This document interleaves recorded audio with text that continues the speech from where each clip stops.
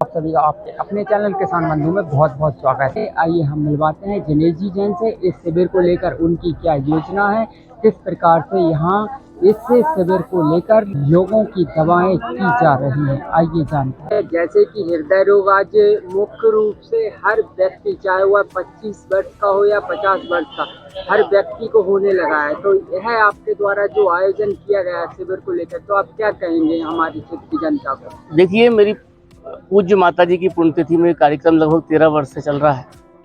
हमारा उद्देश्य ये रहता है कि मरीज जो आते हैं उनको ये पता नहीं होता है कि उनका बीपी बढ़ा है, बीपी बढ़ा है, कि उसके शुगर की स्थिति क्या है, उसकी ईसीजी की स्थिति क्या है, उसके हृदय की स्थिति क्या है। तो बहुत से लोग ऐसे होते हैं कि उनको ये जानकारी नहीं होती, तो कभी कभी बड़े बड़े नुकसान भोगने पड़ते हैं। तो हमारा उद्देश्य ये होता है कि स्वास्थ्य शिविर के माध्यम से हम उन लोगों को ज़्यादा फोकस करते हैं जिनको उनके शुगर के बारे में जानकारी नहीं होती, जिनको उनके बीपी के बारे में जानकारी नहीं होती। अगर समय रहते उनको ये जानकारी मिल जाए कि उनको शुगर है या बीपी है, तो वो उसका निरंतर इलाज करा सकते हैं। और आँखों के लिए मोतियाबिंद के ऑपरेशन होते हैं, उनको जबलपुर ले जाया जाता है, उनको वापस यहाँ छोड़ा जाता है देवसी नेत्रालय के द्वारा, और यहाँ से उनकी पूरी व्यवस्था आने जाने की हमारे द्वारा करवाई जाती है। तो वो सब व्यवस्थाएं यहाँ उपलब्ध रहती हैं। और शिविर का सब मरीजों से आप देख ही रहे हैं कि बहुत सारी तादाद में यहाँ मरीज उपस्थित हैं और उस शिविर का लाभ ले रहे हैं। कहीं ना कहीं भैया हृदय रोग आज महत्वपूर्ण एक जो समस्या है हर व्यक्ति को है, तो आप क्या कहना चाहेंगे जनता से? मैं ये कहना चाहूँगा कि खान पान पे नियंत्रित रखें, और खान पान अगर आपका सही रहेगा तो शुगर और जो लेवल है वो सही रहेगा आपका, क्योंकि स्वस्थ रहना बहुत जरूरी है, और स्वस्थ रहने के लिए खान पान का नियंत्रण में रहना बहुत जरूरी है। नागपुर से आए हुए हृदय रोग विशेषज्ञ डॉक्टरों द्वारा दी गई शिविर में आम जनता को जानकारी।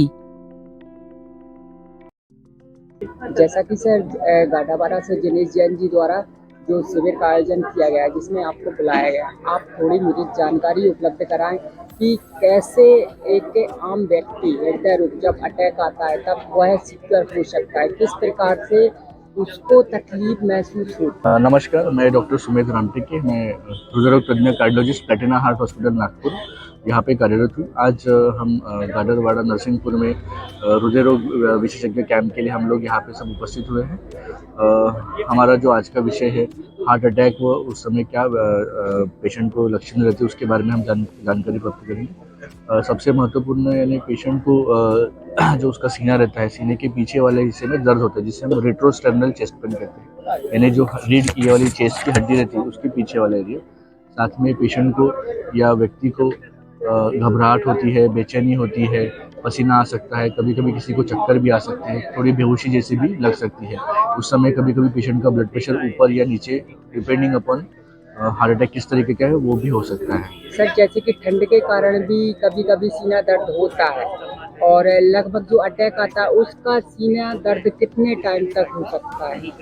जो ठंडियों के समय यानी विंटर के समय अपने हार्ट की नसें व बाकी शरीर की नसें संकुचित यानी बारीक हो जाती है, एक तरीके से आप उसको सिकुड़न कह सकते हैं। तो उसकी वजह से हार्ट के पेशेंट्स को विंटर्स में यानी ठंडी में ज़्यादा हार्ट अटैक आने की संभावना रहती है। ऐसे में पेशेंट को चलने में दम लगता है, चलने फिरने में दम लगता है, सांस फूलती है, घबराहट होती है, और ये दर्द उनको जो है थोड़ा भी चलने पे या काम करने पे बढ़ सकता है। रेस्टिंग पे थोड़ा ठीक लगता है और कुछ काम करने पे बढ़ता है।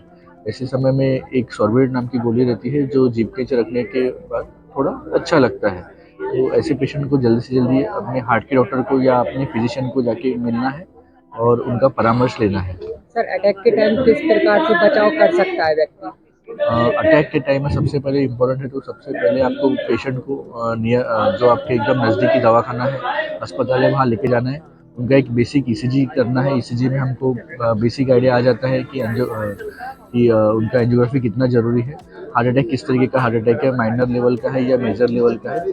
अगर जैसा भी हार्ट अटैक है हमको कुछ मेडिसिन देना रहता है, लोडिंग डोज जिसे हम कहते हैं, इकोस्प्रिन, क्लोपिडोग्रेल, अटोरासाइटिन का लोडिंग डोज देने के बाद एक सॉर्बिट नाम का गोली रहता है जो उसको जीभ के नीचे जबान के नीचे रख सकते हैं, और पेशेंट को तुरंत ऐसी जगह पहुंचाना है, शिफ्ट करना है जहाँ पे हार्ट अटैक की ट्रीटमेंट की फैसिलिटी यानी एंजियोग्राफी या एंजियोप्लास्टी अवेलेबल हो।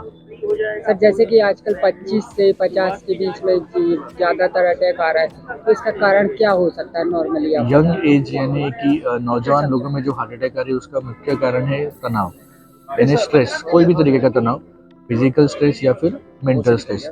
दूसरा इंपॉर्टेंट चीज़ यानी कि यंग पेशेंट्स में जो स्मोकिंग करते हैं, स्मोकिंग हो गया, तंबाकू खाते हैं, दारू, अल्कोहल, ड्रग्स, ये चीज़ों की वजह से हार्ट अटैक आता है। और तीसरा सबसे इम्पोर्टेंट चीज़ है जेनेटिक, यानी family history, strong family history. आपके फादर को, आपकी मदर को अगर हार्ट का तकलीफ है तो उनके थ्रू आपको कुछ जीन्स है जो आपके शरीर में आते हैं और आपको भी हार्ट अटैक आ सकता है। तो मेन 3 कारण है, एक तो स्ट्रेस, दूसरा जो आपके हैबिट्स है, स्मोकिंग, अल्कोहल, ड्रग्स, तंबाकू वगैरह सब, तीसरा जेनेटिक। ये 3 महत्वपूर्ण चीज़ें हैं यंग पेशेंट में हार्ट अटैक में। Thank you sir.